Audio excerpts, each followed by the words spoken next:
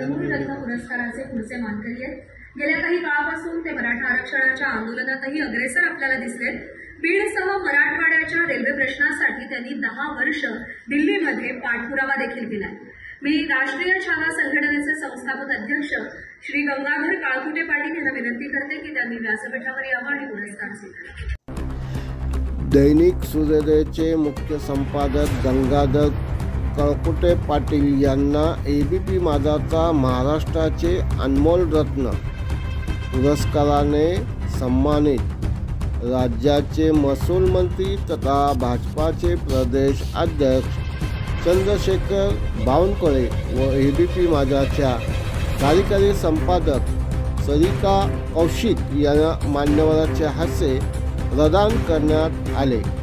यावेळी गंगाधर नाना काळकुटेने आपले मनोगत व्यक्त करताना म्हणाले की एबीपी माझाच्या ताई आणि आमचे बावनकुळे साहेब आहेत, अभिनेत्री ताई आहेत आणि उपस्थित सर्व वेगवेगळ्या क्षेत्रातले मान्यवर आहेत।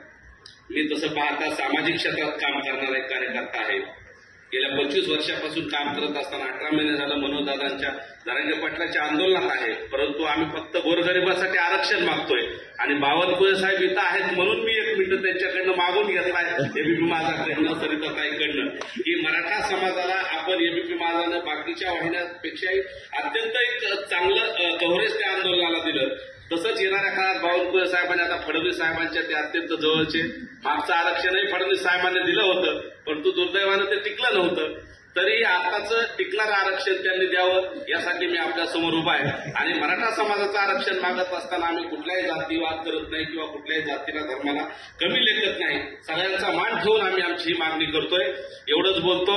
सामाजिक क्षेत्राबरोबर वेगळ्या वैद्यक उद्योग क्षेत्रातही काम करतो, परंतु या सगळ्यापेक्षा मला समाजाचं महत्व, समाजाच्या अडीअडचणी, गोरगरीब मराठा समाजाचे प्रश्न महत्वाचे वाटले म्हणून मी सामाजिक क्षेत्रातला आपला पुरस्कार स्वीकारतोय। धन्यवाद एबीपी माझा।